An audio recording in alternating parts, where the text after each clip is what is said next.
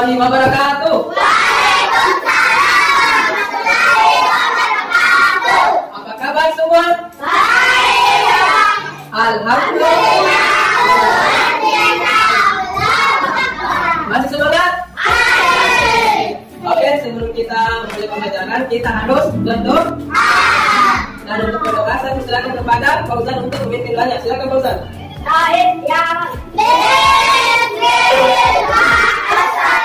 Assalamualaikum warahmatullahi wabarakatuh. Waalaikumsalam warahmatullahi wabarakatuh.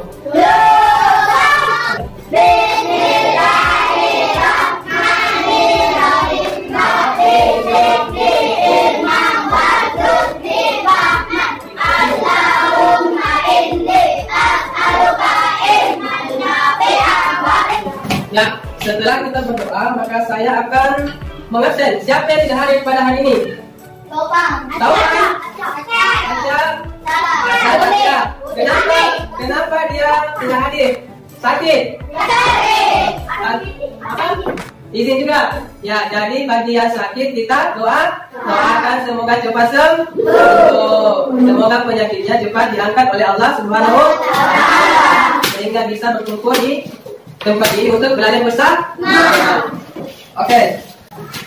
Baiklah, untuk pada kesempatan ini kita akan belajar tentang materi sejarah kebudayaan Islam dengan materi apa? Hijrah Nabi Muhammad Sallallahu Alaihi Wasallam. Siapa yang kenal dengan Nabi Muhammad? Siapa? Fauzan, siapa itu Nabi Muhammad? Nabi Muhammad adalah Rasul Allah, pembawa agama kita. Tepuk-tepuk tangan Fauzan. Siapa lagi yang bisa mengemukakan siapa itu Nabi Muhammad? Masih ingat pelajaran kita minggu lalu? Jadi pelajaran minggu lalu kita belajar tentang hijrah Nabi Muhammad Sallallahu Alaihi Wasallam ke Habasyi. Jadi hijrah itu apa? Siapa yang tahu apa itu hijrah? Ayo katakan. Saya Pak. Silakan Juniati. Siapa Ustaz? Siapa? Apa hijrah? Hijrah adalah berpindah. Tepuk tangan dulu. Jadi kali ini kita akan membahas tentang hijrah Nabi Muhammad SAW ke Tujuan pembelajaran kita hari ini yaitu yang pertama, melalui kegiatan mengamati, menanya, mengeksplorasi dan mengasosiasi dan mengkomunikasikan peserta didik alahan Nabi Muhammad Sallallahu Alaihi Wasallam dalam peristiwa hijrah ke Taif. Kemudian kedua, mengidentifikasi sebab-sebab Nabi Muhammad Sallallahu Alaihi Wasallam hijrah ke Taif. Ketiga, mengetahui peristiwa hijrah Nabi Muhammad Sallallahu Alaihi Wasallam. Oke, anak, silakan perhatikan gambar berikut ini. Gambar ini gambar apa? Gambar peta. Apalagi gambar apa lagi? Pada pasir ada apa itu? Ada unta. Kalau pada pasir itu ada unta. Unta pada zaman dahulu itu digunakan sebagai alat transportasi. Lihat di sini. Ada kota Taif. Taif dengan Mekah. Taif dengan Mekah. Jadi kota Taif terletak di sebelah tenggara kota Mekah. Kota Taif adalah kota yang sangat bersejarah dalam perkembangan agama Islam. Jarak antara kota Taif dengan Mekah itu 65 kilometer. Jaraknya itu 65 kilometer.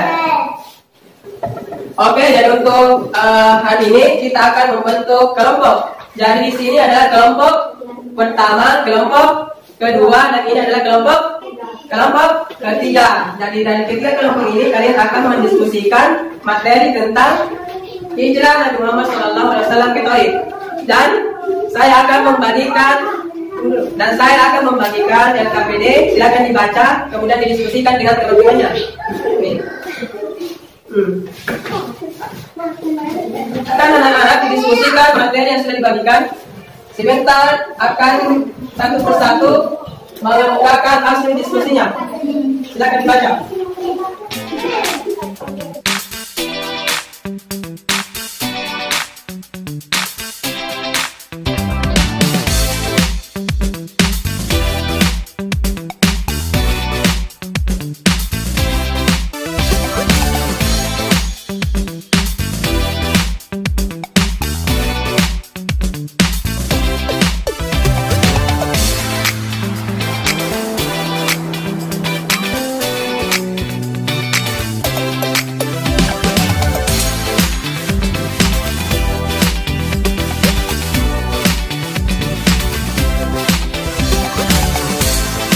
Anak-anak, setelah kalian berdiskusi, kalian satu persatu setiap perwakilan dan kelompok 1, kelompok 2 dan kelompok 3 silakan naik ke depan untuk mempresentasikan atau membacakan hasil diskusi kalian.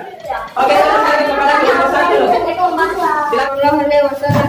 Kita ingin menyebabkan agamisme. Itu. Kita untuk mencari bantuan saudara yang di Taif. Oke, jadi itulah tadi pemaparan dari teman-teman kalian. Jadi Pak Guru ingin menyimpulkan bahwasanya hijrah Nabi Muhammad SAW ke Taif itu salah satunya disebabkan oleh yang pertama yang sudah dikemukakan bahwasanya untuk menyebarkan agama Islam. Yang kedua untuk apa? Mencari bantuan dari saudaranya yang ada di Taif. Nah, apa lagi? Karena istrinya Khadijah dan Abu Talib meninggal dunia. Ya, karena istri dan pamannya meninggal dunia. Setelah kita melakukan proses pembelajaran ini, kira-kira ada yang belum dipahami? Sudah? Kalau kita melakukan proses pembelajaran ini, dapat kita simpulkan bahwasanya yang pertama, sebab-sebab Nabi Muhammad SAW hijrah ke Taif. Yang pertama, apa? Untuk menyebarkan agama Islam. Yang kedua, Karena istrinya Khadijah dan pamannya Abu Talib meninggal dunia. ya karena istri dan pamannya meninggal dunia. Yang ketiga, untuk mencari bantuan saudaranya yang ada di Taif. Karena itulah tadi pembelajaran kita pada hari ini. Semoga apa yang telah kita pelajari pada hari ini dapat bermanfaat dan dapat menjadi ilmu bagi kita. Dan saya persilakan kepada Pak Ustaz untuk berdoa untuk mengakhiri pembelajaran kita pada hari ini. Silakan dipimpin teman-temannya untuk berdoa. Pak Ustaz.